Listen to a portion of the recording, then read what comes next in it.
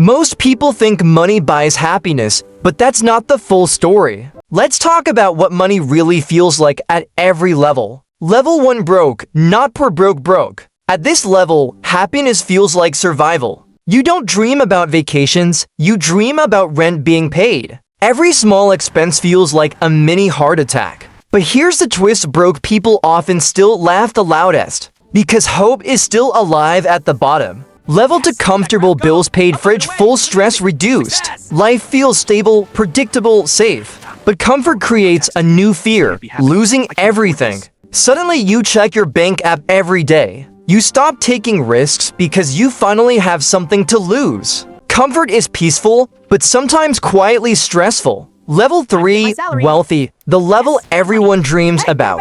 Money is no longer survival, it becomes power. You can buy time, freedom, and experiences. But here's the part nobody talks about. Rich people don't worry about money, they worry about trust. You start questioning everyone's intentions. Are they here for you or your success? Wealth can attract attention, but also isolation. Friends change, conversations change, expectations change. Sometimes the richer you get, the lonelier it feels. Then comes the hidden level: extreme wealth. At this stage, money stops solving emotional problems. The excitement of buying things fades fast. Success becomes a pressure to stay successful. The world expects you to never fail.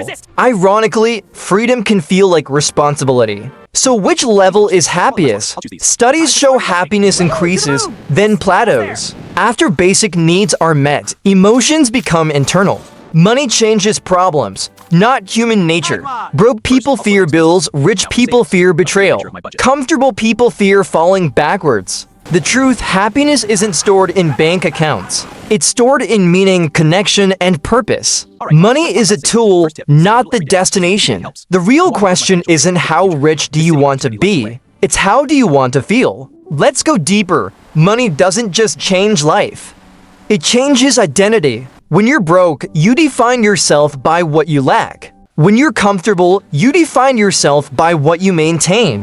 When you're rich, you define yourself by what you control. But control is fragile. One market crash, one mistake, everything can shake. That fear never fully disappears. The richer you get, the higher the stakes. Poor mistakes cost comfort. Rich mistakes cost empires. Another truth nobody talks about: money changes how people listen to you. The same idea sounds smarter when spoken by someone successful.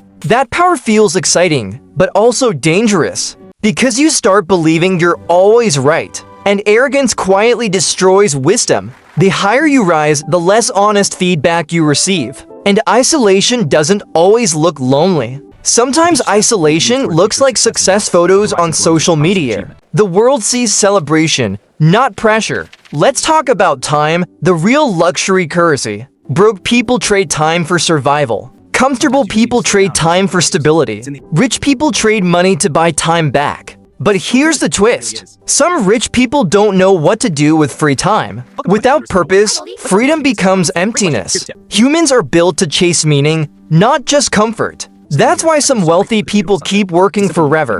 Not for money, but for significance. Here's the most surprising reality: happiness is strongly connected to progress, not possession. The moment growth stops, satisfaction fades. That's why winning the lottery rarely creates lifelong happiness. Sudden wealth removes the journey, and humans are addicted to the journey. So what actually creates happiness across all wealth levels? Meaningful relationships, personal growth, and feeling that your life matters beyond money.